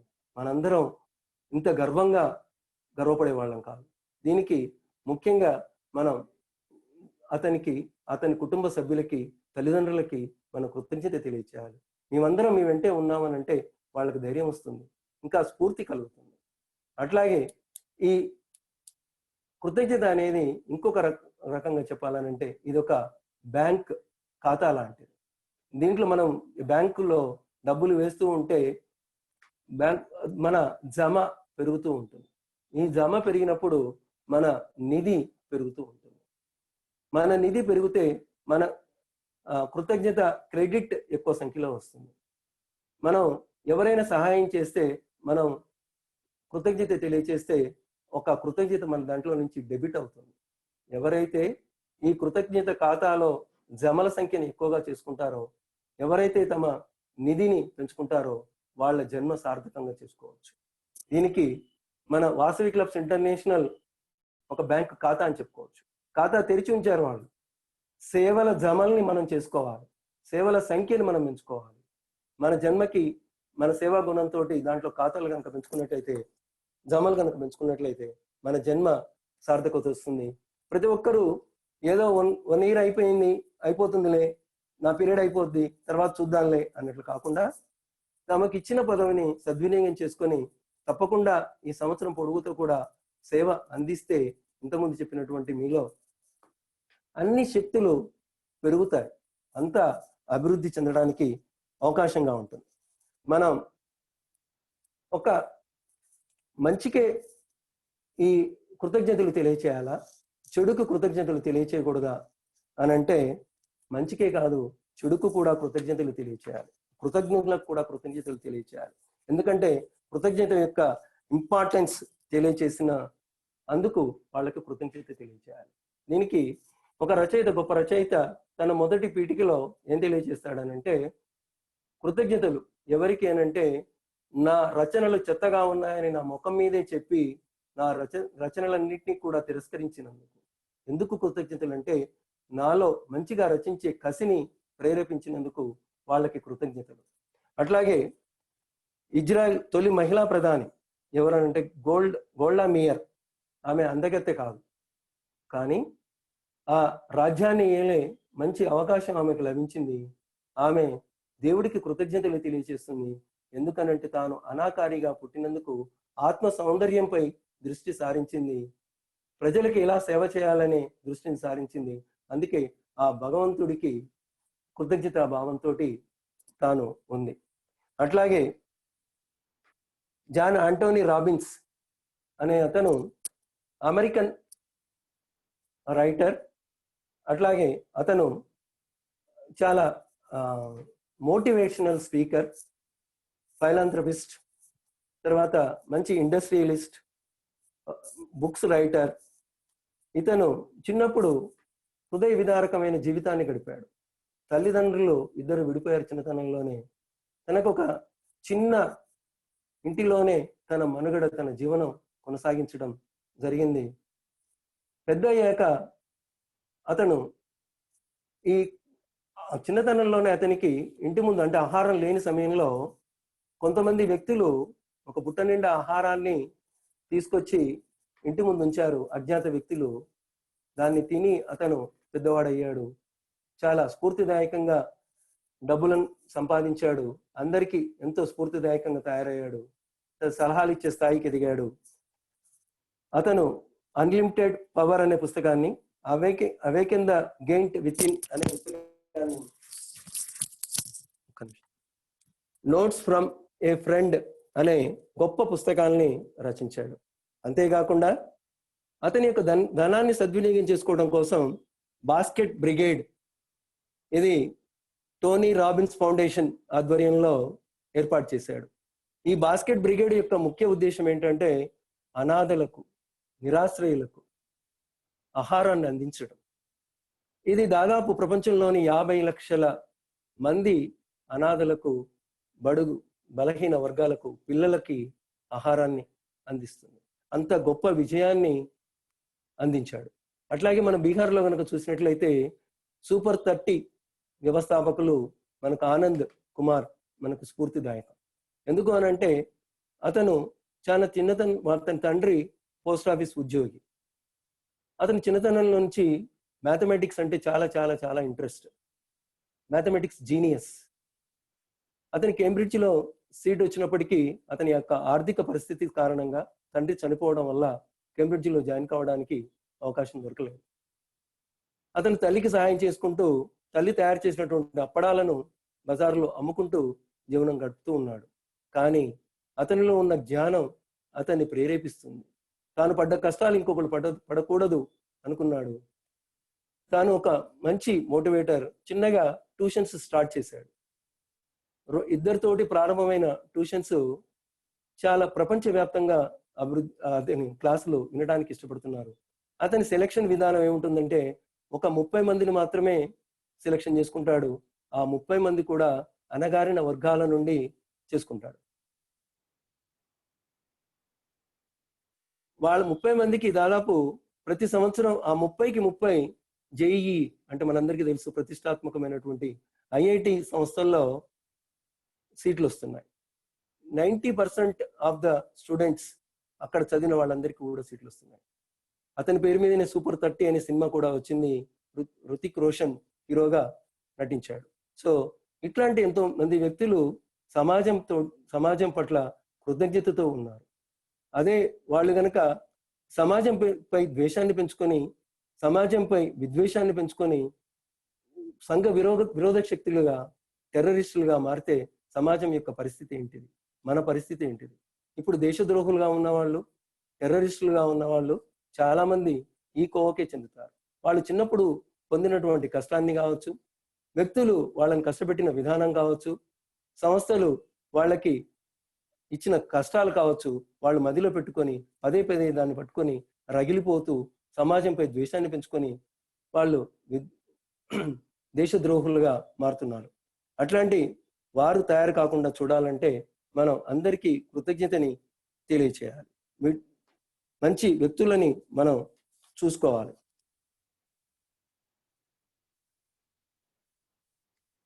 అట్లాగే మనం అనేక పండుగలను కూడా మనం జరుపుకుంటూ ఉంటాం. ఈ పండుగలన్నీ కూడా చాలా పండుగలు కృతజ్ఞత భావంతో మనం అందించేది. క్రిస్టియన్స్ అయితే నవంబర్ నెలలో 4వ గురువారాన్ని థ్యాంక్స్ గివింగ్ డేగా వాళ్ళు ప్రతి సంవత్సరం జరుపుకుంటూ ఉంటారు. ఇది కెనడాలో, బ్రిటన్లో, అమెరికాలో పెద్ద పండుగగా ఉంటుంది. ఎందుకంటే గత సంవత్సరం యొక్క హార్వెస్ట్ కి, బ్లెస్సింగ్స్ కి వాళ్ళు కృతజ్ఞతతోటి థ్యాంక్స్ గివింగ్ డే ఆ రోజు జరుపుకుంటూ ఉంటారు. మనం జరుపుకునేటువంటి పండుగలు ముఖ్యంగా మనం గ్రామీణ వాతావరణంలో, గ్రామాలు 70% of the India is in villages. ఆ విలేజెస్ లో ఉన్నటువంటి గ్రామీణ ప్రజలు ఎక్కువగా ఉండేది, జరుపుకునేది వాటికి సంబంధించిన అవే. చాలా మందికి హాలిడే ఇది థ్యాంక్స్ గివింగ్ డే. గ్రామీణ ప్రజలు జరుపుకునే విధానం సంక్రాంతి పండుగలు. ఈ సంక్రాంతి పండుగ అనేది ధాన్యం బాగా వచ్చినప్పుడు, తర్వాత మనం గొబ్బెమ్మల్లో నవధాన్యాలను పెట్టి, రేగు పండ్లు పెట్టి, దోసకాయలను పెట్టి బయట పెడతాం. ఎందుకు అని అంటే పక్షులకి, తర్వాత కీటకాలకి తమ ధాన్యాన్ని రక్షించినందుకు, చీడపీడలు రాకుండా కాపాడనందుకు వాటికి ఆహారాన్ని అందించడం అనేది ఒక గొప్ప విధానంగా చెప్పుకోవచ్చు. అట్లాగే కనుమనాడు పశువులకి ఆహారాన్ని అందిస్తాం, అలంకరిస్తాం. ఏరువాక అనేది మనం జరుపుకుంటూ ఉంటాం. ఈ ఏరువాక కూడా మనం పశువులని, ప్రకృతిని ఆరాధించే విధానం, పంటల్ని ఆరాధించే విధానం. ఇవన్నీ కూడా సంక్రాంతికి గంగిరెద్దుల్ని వాడుకుంటాం. వీటన్నిటిని కూడా మనం కృతజ్ఞతా భావంతో ప్రకృతిని ఆరాధించే భావంగా మనం దీపావళి పండుగ జరుపుకుంటాం. ఎందుకు అని అంటే నరకాసుని యొక్క పీడ విరగడైనందుకు శ్రీకృష్ణుడికి కృతజ్ఞతలుగా మనం జరుపుకునే పండుగ మన దీపావళి. అట్లాగే మన దేవీ నవరాత్రులు, దసరా ఉత్సవాలు జరుపుకుంటాం. ఈ దసరా ఉత్సవాలకు ప్రతిరోజు ఒక నిత్య నైవేద్యాన్ని అమ్మవారికి అందిస్తాం. అమ్మవారిని రకరకాల రూపాలతోటి కొలుస్తాం. ఇది ఎందుకంటే మనని రాక్షసుల నుంచి అమ్మవారు కాపాడినందుకు కృతజ్ఞతా భావంతో మనందరం జరుపుకునే పండుగ. శ్రీరామనవమి మనందరం చాలా గొప్పగా జరుపుకునే పెద్ద పండుగ. ఈ శ్రీరామనవమికి కారణం ఏంటంటే ప్రజారంజకంగా శ్రీరాముడు తన కన్నబిడ్డల్లా ప్రజల్ని కాపాడినందుకు మనం శ్రీరామనవమి ఉత్సవాన్ని చాలా వైభవంగా, శ్రీరామ పట్టాభిషేకాన్ని కావచ్చు, తర్వాత శ్రీరామ కళ్యాణం కావచ్చు, ఇవన్నీ కూడా జరుపుకుంటూ ఉంటాం. సో పండుగలు అనేవి కూడా మనకి ఎంతో ఉపయోగపడతాయి. మనం ఒక చిన్న ఎగ్జాంపుల్ కనుక తీసుకున్నట్లయితే మనందరికీ చూస్తూనే ఉంటాం, కానీ కొంతమంది దృష్టిలో మాత్రమే కొన్ని పడతాయి. ప్రకృతి నుంచి అన్ని నేర్చుకుంటాం, ప్రకృతి నుంచి అన్ని వస్తాయి. మా అందరు చూసినప్పటికీ న్యూటన్ ఒక్కడే భూమికి ఆకర్షణ శక్తి ఉందని కనిపెట్టాడు. అంతకుముందు యాపిల్స్ పైనుంచి పడడం చూసాం, కానీ చూశారు కానీ ఎవరికి అర్థం కాలేదు. అలాగే నీళ్లు, పాలు మనం చూసినట్లయితే నీళ్ళకి పాలంటే కృతజ్ఞత. ఎందుకంటే తనకు ఒక రూపాన్ని ఇచ్చినందుకు, తనకు ఒక నీటికి రుచి ఉండదు, రూపం ఉండదు, తనకు ఒక రుచినిచ్చినందుకు, ఒక రూపాన్ని ఇచ్చినందుకు. పాలకి నీళ్ళంటే కృతజ్ఞత, ఎందుకంటే తనలో ఇమిడిపోయినందుకు, తనలో కలిసిపోయినందుకు, తనలో ఒకటిగా మారిపోయినందుకు. అందుకే మనం చెప్తూ ఉంటాం, ఎవరైనా భార్యాభర్తలు కావచ్చు, స్నేహితులు కావచ్చు, అన్యోన్యంగా కలివిడిగా కలిసి ఉంటే మనం ఏం చెప్తామంటే పాలు నీళ్ళలా కలిసిపోయారని చెప్తాం. అది ఒక మంచి పోలిక. ఈ పాలని మన పొయ్యి మీద మరిగించేటప్పుడు ఈ పాల యొక్క బాధను చూడలేక నీళ్లు ఆవిరైపోతాయి. పాలకి ఇబ్బంది కలిగించకుండా అవి కరిగిపోతూ ఉంటాయి. ఈ నీళ్లు ఎప్పుడైతే కరిగిపోతాయో పాలకి తన స్నేహితుడు పోయాడు, తనతో ఇప్పటిదాకా కలిసి ఉన్నవాడు పోయాడు అని బాధతోటి పాలు పొంగుతాయి. ఈ పొంగు దేని కొరకనంటే ఆ మంటను ఆర్పేయడానికి. నన్ను మరిగిస్తావా, నా స్నేహితుని దూరం చేస్తావా అని కోపంతో పాలు పొంగి ఆ మంటని ఆర్పేయడానికి ప్రయత్నం చేస్తాడు. ఈ లోపే మన ఇల్లాలు పాలు మరిగించే వ్యక్తి నీళ్లు తీసుకొచ్చి చల్లుతుంది. ఎమ్మటే పాలన్నీ కూడా ఆ పొంగు చల్లార్చుకుంటాయి. ఎందుకు తన యథాస్థితికి చేరుకుంటాయి? ఎందుకు అని అంటే తన స్నేహితుడు ఇప్పటిదాకా తనతోటి కలిసి ఉన్నటువంటి నీళ్లు తనకు మళ్ళీ వచ్చేసాయని ఆ సంతోషం, ఆ కృతజ్ఞత వాటిల్లో ఉంది. భర్తృహరి అనే అతను కవి, గొప్ప కవి, దాని గురించి ఎప్పుడో మనకి అందజేశాడు. అట్లాగే ఈ పండుగల గురించి తర్వాత వీటన్నిటి గురించి కూడా చెప్పుకున్నాం. విల్ బోవెన్ అనే అతను, మనం అయ్యప్ప వ్రతం చేసుకుంటాం, సత్యనారాయణ స్వామి వ్రతం చేసుకుంటాం, అట్లాగే ఈ థ్యాంక్స్ గివింగ్ వ్రతాన్ని కూడా అందరూ నిర్వహించుకోవాలని తెలియజేశాడు. ఈ వ్రతం యొక్క ప్రాముఖ్యత ఏంటిదంటే, గొప్పదనం ఏంటంటే, ఒక 21 రోజులు మీరు ప్రతి ఒక్కరికి సహాయం, చిన్నదైనా పెద్దదైనా, వ్యక్తి చిన్నవాడైనా పెద్దవాడైనా ప్రతి ఒక్కరికి మీరు కృతజ్ఞతలు తెలియచేస్తూ పోండి. ఈ కృతజ్ఞతలు తెలియచేస్తూ మీరు ఒక నోట్బుక్ లో ప్రాధాన్య అంశాల ప్రకారంగా మీరు ఒక్కొక్కటి రాసుకుంటూ పోండి. తర్వాత మీరు తప్పకుండా ఆ మొత్తం చదివిన తర్వాత మీరు ఎవరికి చెప్పాల్సిన అవసరం లేదు. తర్వాత మీరే మీకు తెలుసుకోండి మీలో వచ్చే మార్పు. అప్పుడు మీకు తెలుస్తుంది ఏంటంటే శరీరంలో వచ్చే మార్పు కావచ్చు, మానసికంగా వచ్చే మార్పు కావచ్చు. మనం ఇంకా ఒకటి అత్యవసరమైన విషయం ఏంటో మర్చిపోయాం. అదేంటంటే కృతజ్ఞత ఎవరికి చెప్పాలంటే మన శరీరానికి చెప్పాలి. కృతజ్ఞత ఎవరికి చెప్పాలంటే మన శరీరంలో ఉండే అవయవాలకు చెప్పాలి. మన శరీరాన్ని భగవంతుడు నిండు నూరేళ్ళు ఆయుర ఆరోగ్యాలతో ఐశ్వర్యంగా ఎటువంటి ఇబ్బందులు లేకుండా బతకాలని ఇచ్చాడు. కానీ మానవ తప్పిదాలతోటి మనం చేసే ఆహారపు తప్పిదాలు కావచ్చు, అలవాట్లు కావచ్చు, వీటన్నిటితోటి మన శరీరాన్ని ఇప్పుడు మన భారతదేశం యొక్క ఆయు ప్రాణం లైఫ్ ఎక్స్పెక్టెన్సీ 69.7 సంవత్సరాలు. అది కూడా అధునాతనమైన విధానంలో వైద్య సౌకర్యాలన్నీ కూడా అందుబాటులో ఉన్నప్పటికీ ఇది ప్రస్తుత పరిస్థితి. అంటే 100 ఏళ్ల జీవితాన్ని ఇస్తే మనం సగంలోనే ముగించుకుంటున్నాం. జీవితం మీద కృతజ్ఞత లేకపోవడం వల్లనే చాలా మంది జీవితాన్ని అర్ధాంతరంగా ముగించుకుంటున్నారు. ఆత్మహత్యలు అనేవి పెరిగిపోతున్నాయి. యువతలో ముఖ్యంగా న్యూనతాభావం పెరిగిపోయింది. అట్లాగే తాము ఏమి చేయలేమనే స్థితికి వస్తున్నారు. భార్యాభర్తల మధ్యన అన్యోన్యత లోపించడం వల్లనే తగవులు వస్తున్నాయి, విడాకులు వస్తున్నాయి. వీటన్నిటికీ వారిద్దరి మధ్యన కృతజ్ఞతా భావం లేకపోవడమే ప్రధానమైన కారణం. మనం శరీరంలో ఉండే అవయవాలన్నింటినీ కనుక చూసినట్టయితే నిరంతరం మనం ఊపిరి ఉన్నంత వరకు మనకి అది కంటిన్యూగా కొట్టుకుంటూ ఉండి శరీరం మొత్తానికి రక్తాన్ని అందించే హృదయానికి మనం కృతజ్ఞతలు తెలియజేయాలి. ఆ హృదయం కనుక ఒక క్షణం కొట్టుకోవడం ఆపేస్తే మన గతి ఏంటి? ఆ హృదయానికి కూడా మనం ఇబ్బంది పెడుతున్నాం, దానికి ఇష్టం లేని ఆహార పదార్థాలను అందిస్తున్నాం. అది రక్తాన్ని పంపించే రక్తనాళాల్లోనికి కొవ్వు పదార్థాలను చేర్చి ఆ మార్గాలన్నింటినీ కూడా పూడ్చివేసి వాల్వులన్నీ బ్లాక్ అయిపోయాయి, 4 వాల్వులు బ్లాక్ అయిపోయాయి, 3 బ్లాక్ అయిపోయాయి. యాంజియోగ్రామ్, యాంజియోప్లాస్టీ, బైపాస్ సర్జరీ కాడికి వెళ్తున్నాం. బరువును పెంచుకోవద్దురా బాబా అని మోకాళ్ళు మొత్తుకున్నా కూడా ఇష్టం వచ్చింది తిని, ఇష్టం వచ్చినప్పుడు తిని, కాలక్షేపానికి తింటాం, ముఖమాటానికి తింటాం, అన్నీ తింటాం. మన ప్రతి పక్షికి, ప్రతి జీవికి భూమి మీద తాను ఏమి తినాలో అని రాసిపెట్టింది ఒక మనిషికి తప్ప. మనం రోజు చూస్తూనే ఉన్నాం, ఈ చైనా వాళ్ళు ప్రపంచంలో ఏ జీవిని కూడా వదిలిపెట్టారు, అన్నిటినీ తినడం వల్లనే ఈ అనర్థం దాపురించింది అని మనందరం కూడా తిట్టుకుంటూ ఉంటాం. ఇట్లా ప్రతి దాన్ని ఇష్టం వచ్చినట్టు తినడం వల్ల నీ ఊబకాయం పెరిగిపోయి బరువు పెరిగిపోయి మోకాళ్ళ మీద బరువు పెరగడం వల్ల ఇప్పుడు 40 ఏళ్ళకే మోకాలు చిప్పుల మార్పిడి, 60 ఏళ్ళు 70 ఏళ్ళు రాగానే ఒక అసెట్ లాగా 50 ఏళ్ళు రాగానే ఇప్పుడు అసెట్ నీకు ఆస్తి ఎంత ఉందని అడిగినట్టుగా బీపీ ఉందా, షుగర్ ఉందా అని అడిగే స్థితికి వచ్చావు. ఆరోగ్యం అంటే ఒక భౌతిక ఆరోగ్యమే కాదు, మానసిక ఆరోగ్యం. మానసిక ఆరోగ్యం లేకపోవడం వల్లనే చాలా మంది అర్ధాంతరంగా ప్రాణాలు ముగిస్తున్నారు.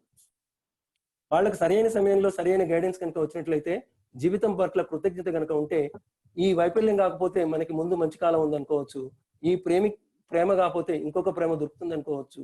అట్లా స్ట్రాంగ్ గా గట్టిగా వాళ్ళు ఉండగలుగుతారు. ఎన్నో ఎగ్జాంపుల్స్, వందల ఎగ్జాంపుల్స్ మనం దీనికి తీసుకోవచ్చు. సెలబ్రిటీస్ కూడా ఆ కాఫీ డే అధినేత, అట్లాగే మనం ఎంతో మంది సినిమా యాక్టర్లు, ఈ మధ్యన కూడా చనిపోయిన హిందీ యాక్టర్ ఉదయ్ కిరణ్, వీళ్ళందరూ చనిపోవడానికి కారణం వాళ్ళకి ఈ మెంటల్ హెల్త్ సరిగా లేకపోవడం. అంటే మానసిక ఆరోగ్యం కూడా మనిషికి ఉండాలి. సమాజ ఆరోగ్యం లేకపోవడం, సమాజం పట్ల ఈ విధంగా ఉండాలని మనం ఇంతకుముందే చెప్పుకున్నాం. సమాజం పట్ల కృతజ్ఞతాభావం లేకపోతే, సమాజ ఆరోగ్యం లేకపోతే ఆ విధంగానే ఉంటుంది. కుటుంబ ఆరోగ్యం, కుటుంబ వ్యక్తుల మధ్యన ప్రేమ, అనురాగం, ఆప్యాయత లేకపోతే మనం అలాగే తయారవుతాం. అట్లాగే డబ్బు పట్ల మనకి ఆప్యాయత లేకపోతే, డబ్బు పట్ల కృతజ్ఞత లేకపోతే మనం డబ్బును భద్రపరచుకోలేం, డబ్బును దాచుకోలేం. క్రెడిట్ కార్డు అనేది వచ్చిన తర్వాత మనిషి యొక్క ఖర్చు మీద కంట్రోల్ అనేది లేకుండా పోయింది. ఇష్టం వచ్చినట్టు, ఎందుకంటే ఎమ్మటే డబ్బులు చెల్లించాల్సిన అవసరం లేదు, ఎప్పుడో పోతాయి. కాబట్టి ఆ కార్డు గీకేస్తే వస్తువులు వచ్చేస్తాయి. దీనికి సుఖానికి అలవాటు పడిపోయి మనిషి ఎక్కువగా ఖర్చు పెట్టడంలో అదైపోయాడు.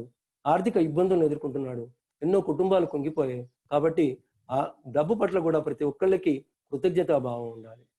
డబ్బు పట్ల కృతజ్ఞత భావం కనుక లేకపోతే సార్ సార్ ఇంకా ఎంతసేపు ఉంది? ఒక 5 minutes నేను 210 పోయిరా అన్నా, అక్కడ ఫీడింగ్ ఇచ్చి 5 minutes లో క్లోజ్ చేస్తా సార్. నువ్వు కంటిన్యూ ఎంతసేపు అన్నాడు? నీ క్లాస్ బాగుంది, చాలా బాగుంది. ఎందుకంటే ఎన్నో తెలియని విషయాలు చెప్తున్నాను. కంటిన్యూ ఒక 5 minutes నేను 210 పోయి ఫీడ్బ్యాక్ ఇచ్చి మళ్ళీ వచ్చేస్తాను. నేను కంటిన్యూ, క్లోజ్ చేయకు. ఓకే సార్, తొందరగా. సబ్జెక్ట్ బాగుంది, continue. Thank you sir, thank you. So కృతజ్ఞత అనేది ప్రతి ఒక్కరి జీవితంలో ఒక భాగంగా చేసుకుంటే ఆ జీవితం ఎంతో సుందరంగా తయారవుతుంది. మనం చాలా సంతోషంగా తయారు కావడానికి కూడా ఆస్కారం ఉంటుంది. అట్లాగే మనం సూర్యుడికి కృతజ్ఞత భావాన్ని తెలియచేయాలి. ఎందుకు సూర్యుడికి కృతజ్ఞత భావాన్ని తెలియచేయాలి అని అంటే, సూర్యుడు మనకి ఆరోగ్య ప్రదాయిని అని తెలియజేస్తారు. చాలా మంది మనకు అమ్మమ్మలు, తాతమ్మలు నలుగు పెట్టి ఎండలో కాసేపు నిలబడమని చెప్పేవారు. అది చాదస్తం లేకపోతే మూఢనమ్మకం అని చాలా మంది దాన్ని ఆచరించట్లేదు. ఇప్పుడు డాక్టర్లు, సైంటిస్టులు సూర్యరశ్మి నుండి ఎక్కువగా మీరు సూర్యరశ్మి కనుక ఎక్స్పోజ్ అవుతే మీకు డి విటమిన్ అనేది లభిస్తుంది. విటమిన్ డి అనేది శరీరానికి ఎంతో అవసరం. కాల్షియాన్ని తీసుకునే శక్తి దానికి ఉంటుంది అని తెలియచేసినప్పుడు బామ్మ యొక్క మాటలు, అమ్మమ్మ యొక్క మాటలు మనకి స్ఫూర్తినిస్తాయి. వాళ్ళు ఊరికే ఏది కూడా పెట్టలేదు, ప్రతి దానికి ఒక సైన్స్, ఒక సాంప్రదాయం, ఒక మనిషి యొక్క ఆరోగ్యాన్ని కనిపెట్టారు. మనం మంచిగా పెద్దగా ఇల్లు కట్టుకుంటున్నాం, ఎంతో అందంగా కిటికీలను ఏర్పాటు చేసుకుంటున్నారు, ఇంకా అందంగా దాన్ని తీర్చిదిద్దుతున్నాం, ఇంటీరియర్ తయారు చేస్తున్నాం. కిటికీలు పెద్దగా ఉంటున్నాయి కానీ వాటిని గాలి జొరబడకుండా, సూర్యరశ్మి జొరబడకుండా తలుపులతోటి మూసేస్తున్నాం, దానిపైన పరదాలతోటి కట్టేస్తున్నాం. మరి నీకు వెలుతురు ఎలా వస్తుంది? సూర్యరశ్మిని చూడని ఎంతో మంది మనకు ప్రపంచంలో ఇప్పుడు కనిపిస్తున్నారు. ముఖ్యంగా నగరాలలో, కార్పొరేట్ ఆఫీసులలో, తర్వాత ఈ మన శబరి లాంటి సాఫ్ట్వేర్ ఇంజనీర్స్ పొద్దున్నే లేస్తే ఏసీ ఇల్లు, కాలు తీసి కాలు పెట్టేది ఏసీ కారులో, మళ్ళీ ఆఫీస్ ప్రాంగణం అంతా కూడా సెంట్రలైజ్డ్ ఏసీ, మళ్ళీ ఇంటికి వచ్చినప్పుడు మళ్ళీ ఏసీ. దీంట్లో మనిషికి రోగ నిరోధక శక్తి ఎలా వస్తుంది? విటమిన్ డి ఎక్కడొస్తుంది? నడక లేదు, కార్లు ఉన్నాయి కాబట్టి, నడక లేదు, బైకులు ఉన్నాయి కాబట్టి. నడకకి కృతజ్ఞత చెప్పాలి, ప్రకృతికి కృతజ్ఞత చెప్పాలి. ఒక సాయంత్రం లేకపోతే ఒక ఉదయం పూట అలా మీరు నడిచి వెళ్తుంటే ఎంత ఆహ్లాదంగా ఉంటుంది, మనసుకి ఎంత సంతోషాన్ని కలిగజేస్తుంది. అదే రోడ్డు మీద పోతే, వాహనాల మధ్య వెళ్తే మీకు ఎంత ఇసుకొస్తుంది, ఆ ట్రాఫిక్ జామ్లో ఇరుక్కుంటే మీకు ఎంత బాధ కలుగుతుంది. దాన్ని రెండు బేరీజ్ వేసుకుంటే మనకే అర్థమవుతుంది ప్రకృతికి మనం ఎంత రుణపడి ఉన్నాం. రథసప్తమి మనందరం జరుపుకుంటూ ఉంటాం. రథసప్తమి అనేది ఏం లేదు, సూర్యుడి యొక్క పుట్టినరోజు అని అనుకుంటాం. సూర్యుడికి కృతజ్ఞతా భావంతో జరుపుకునే పండుగ. అంటే మన పూర్వీకులు ఈ పండుగలు, పబ్బాలు ఇవన్నీ కూడా దేవుణ్ణి తలుచుకోవడం, మనకు ప్రకృతి ప్రసాదించిన వరాల్ని తలుచుకుంటూ, జ్ఞాపకం చేసుకుంటూ మనం చేస్తాం. ఆదిత్య హృదయం కావచ్చు. చాలా మంది ఈ కరోనా టైంలో ఆదిత్య హృదయం చదవండి అని చెప్తారు. ఎందుకు ఆదిత్య హృదయం చదవాలి? ఎందుకు విష్ణు సహస్రనామం చదవాలి? ఎందుకు లలిత సహస్రనామం చదవాలి? దానివల్ల మనసుకి ప్రశాంతత కలుగుతుంది, మనసుకి స్వస్థత చేకూరుతుంది, నీలో అన్ని శక్తులు పెరుగుతాయి, నీలో గట్టి నమ్మకం కలుగుతుంది. అట్లాగే ప్రతి ఒక్కళ్ళు కూడా ఈ విధమైన భక్తి శ్రద్ధలతోటి జరుపుకోవడం వల్ల మనని తొలి ఏకాదశి యొక్క ప్రాముఖ్యతని మన హజరత్ గుప్తా గారు తెలియజేశారు. అట్లాగే వైకుంఠ ఏకాదశి గురించి కూడా మనం అందరికీ తెలుసు. ఈ సహస్ర కోటి జీవరాశుల్ని సృష్టించి అందరికీ అనుకూలంగా చేసినటువంటి ఆ దేవుడికి కృతజ్ఞత తెలుపుకోవడంలోనే ఈ పండుగల యొక్క ప్రాముఖ్యత.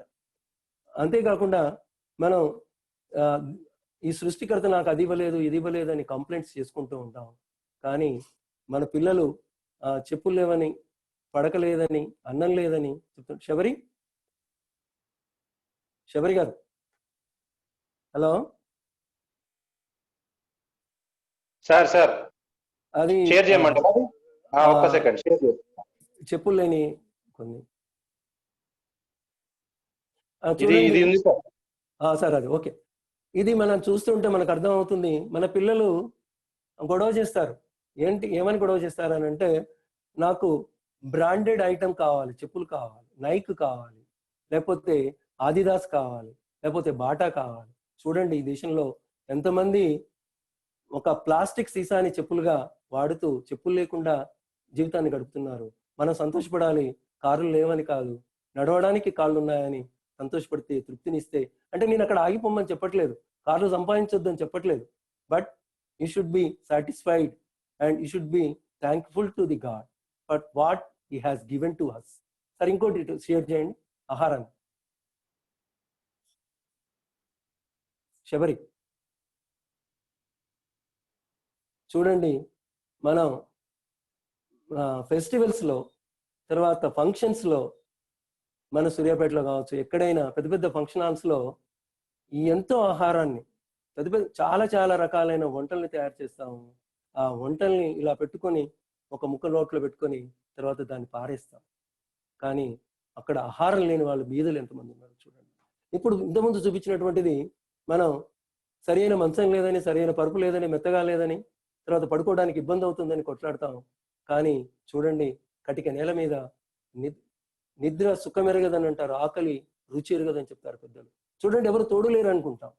తల్లిదండ్రులు లేని పిల్లలు ఎంతో మంది, తల్లి తండ్రి అన్ని అవయవాలు సక్రంగా ఉన్న మనం ఎంత దేశానికి రుణపడి ఉండదు. ఇది లైన్ దేనికి కొరకంటే బుక్కెడు ఆహారం కొరకు.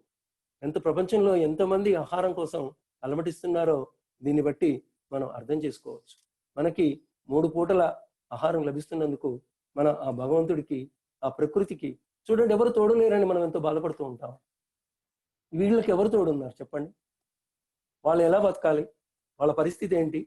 సో ఇట్లాంటి వాటిని చూసైనా మనం మన ప్రగతి ఆగమని నేను చెప్పట్లేదు, కానీ మనం ఇది ఫుడ్ ఫెస్టివల్లో టమాటాలు ఇవన్నీ కూడా ఇసిరేసుకుంటూ వేస్ట్ చేస్తున్నట్టు. ఒకవైపు ఆహారం కోసం ముత్తుకునే పిల్లలు ఉన్నారు, ఒకవైపు వాటిని కొట్టుకునే, అంటే ఆహారాన్ని విచ్చలవిడిగా విసిరేసుకుంటూ దాన్ని వృధా చేసే వ్యక్తులు కూడా ఈ ప్రపంచం కలిగి ఉంది. వీటన్నిటిని మనం గుర్తుంచుకుంటే చాలా మనకి ఎందుకు కృతజ్ఞత ఉండాలనేది మనకు తెలియజేస్తుంది. చూడండి, మనకు ఆపన్న హస్తం అందించాలి. ఈ ఆపన్న హస్తం వాళ్ళకెంతో ధైర్యాన్ని ఇస్తుంది, వాళ్ళకెంతో మంచి భావన కలిగిస్తుంది. నేనున్నాననే ధైర్యం ఏ వ్యక్తికైనా ఎంతో గట్టి నమ్మకాన్ని కలిగించేస్తుంది. ప్రపంచంలో ఏ వ్యక్తి అయినా ఇష్టపడే ఒకే ఒక పదం నేను. నిన్ను గురించి పొగిడితే నువ్వు ఎంత ఆనందపడతావో. మనందరికీ అనుభవమే. డబ్బుల కట్టలు ఉన్న వ్యక్తులు కొంతమంది, మనందరికీ అనుభవమే. ఎవరైనా ఒకరు మీటింగ్ లో అందరినీ పొగిడి అందరి పేరు చెప్పి పొరపాటునో ఆయన గ్రహపాటు ఒక పేరు చెప్పకపోతే అది నీ పేరే అయితే నువ్వు ఎంత గొడవ చేస్తావు, జాగీ చేస్తావు, ఎంత గింజుకుంటావు. అరే నేను ఇంత కష్టపడితే నా పేరు చెప్పలేదని బాధపడతావు. సో కృతజ్ఞతకు ఉన్న గొప్పదనం అంతది. ప్రతి ఒక్కరూ వేరే వారి చేత పొగడత పొందాలని అనుకుంటారు. ఆ పొగడత ఎక్కువగా ఉండాలని కోరుకుంటారు. చివరిగా మనం ఒక చిన్న పరీక్ష చేసుకుందాం. ఒలింపిక్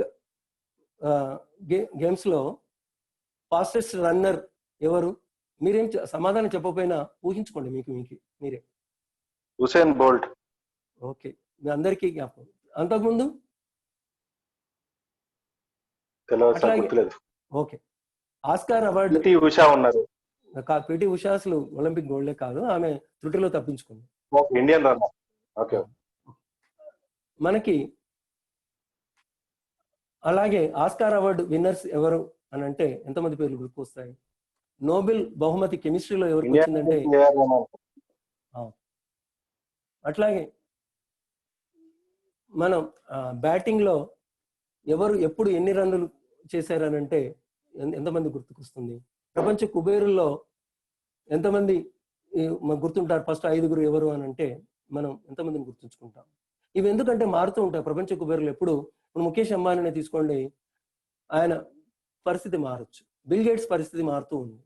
అట్లాగే మనకి ఫేస్బుక్ వాళ్ళ పరిస్థితి కూడా మారుతూ ఉంది. కుబేరులు మారుతారు, ఆస్కార్ అవార్డ్ కొద్ది రోజులు మాత్రమే వాళ్ళ యొక్క పేర్లు పేపర్లలో మనకి ఓపడతాయి, తర్వాత మర్చిపోతాం. అదే నేను ఇంకొక పరీక్ష పెడతాను చిన్నది, మీరు గుర్తుపెట్టుకోండి. మీకు ప్రభావితం చేసిన స్కూల్ టీచర్ ఎవరు? కాలేజీ టీచర్ ఎవరు? గుర్తుందా అందరికీ? నువ్వు కష్టకాలంలో ఉన్నప్పుడు నిన్ను ఆదుకున్నటువంటి నీ స్నేహితుడు ఎవరు? లేకపోతే నీ శ్రేయోభిలాష ఎవరు? ఆర్థికంగా కావచ్చు, నైతికంగా కావచ్చు, లేకపోతే నీ లవ్ ఫెయిల్యూర్లో ఏమైనా సహాయం చేసిన వాడు కావచ్చు. అట్లాగే మన అమ్మా నాన్నలు చెప్పుకుంటాం, అమ్మ యొక్క ప్రేమ, నాన్న యొక్క త్యాగం మనకు గుర్తుండేటట్టుగా ఎన్నో విషయాలు మనకు గుర్తుంటాయి. గుడిగుంట్ల విద్యాసాగర్ గారు వాళ్ళ నాన్న గురించి తెలియజేస్తారు, వాళ్ళ అమ్మ గురించి తెలియజేస్తారు. ఎంతో కష్టపడి సార్ని పైకి తీసుకొచ్చారు. ప్రతి ఒక్కరికి రెండో పరీక్షలో తప్పకుండా తడుముకోకుండా, ఇబ్బంది పడకుండా వెంటనే కొన్ని పేర్లు స్ఫురిస్తాయి. అది స్నేహితుడి పేరు కావచ్చు, సంఘటనలు కావచ్చు, లేకపోతే అది కావచ్చు. కృతజ్ఞత యొక్క గొప్పదనం అది. మనం ప్రపంచంలో కీర్తి ప్రతిష్టలు పొందిన వాళ్ళని, అవార్డులు పొందిన వాళ్ళని, వీళ్ళందరినీ గుర్తుంచుకోకపోయినా ఈ కృతజ్ఞతతోటి, అంటే ఎవరైతే నీకు సహాయం చేస్తారో ఆ సహాయం చేసిన ప్రతి వ్యక్తిని పేరు పేరున నువ్వు తప్పకుండా గుర్తుంచుకుంటావు. నీకు స్ఫూర్తినిస్తుంది. జీవితాంతం వాళ్ళని గుర్తుపెట్టుకుంటావు. ఎక్కడ సమయం వచ్చినా వాళ్ళ గురించి నువ్వు కీర్తిస్తావు. ఇది కృతజ్ఞత యొక్క గొప్ప లక్షణం.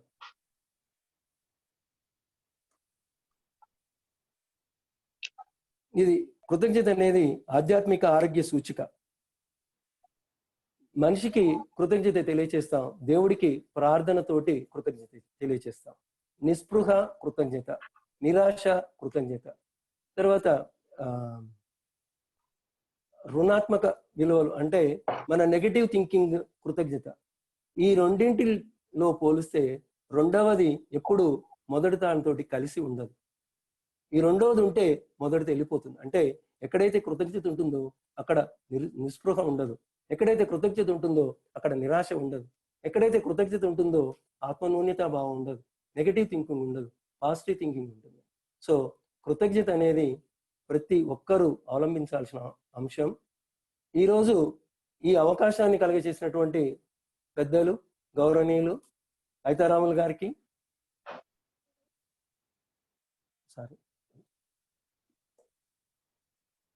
ఈ ప్లాట్ఫామ్ ని ఏర్పాటు చేసినటువంటి వాసవి క్లబ్స్ ఇంటర్నేషనల్ అతిరథ మహారథులకి, ముఖ్యంగా మన ఐఎన్పి గారు తిరువీధి వేణుగోపాల్ గారికి, రుద్రంగి రవిశేషి గారికి, గవర్నర్ గారికి, టెక్నికల్ సపోర్ట్ ఇస్తున్నటువంటి శబరి గారికి, ఐఈసీ ఆఫీసర్స్ అందరు కూడా పేరు పేరున, ఒక్కొక్కరు పేరు చెప్తే చాలా టైం పడుతుంది కాబట్టి, డిస్ట్రిక్ట్ ఇన్ఛార్జెస్ కి, తర్వాత ఆర్సీలకి, జెడ్సీలకి, క్లబ్ అధ్యక్షులకి, కార్యదర్శులకి, తర్వాత విచ్చేసినటువంటి ఇంత ఓపికగా ప్రతి అంశాన్ని విన్న ప్రతి ఒక్కరికి నా హృదయపూర్వక కృతజ్ఞతాభివందనాలు తెలియజేస్తున్నాను.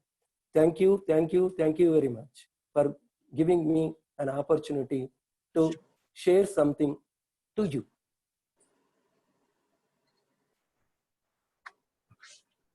Thank you, sir. Thank you, sir. Thank you very much.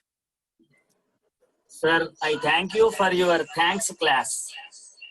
I thank Aita Ramulanna for giving permission even though we are not trained. Yeah. I thank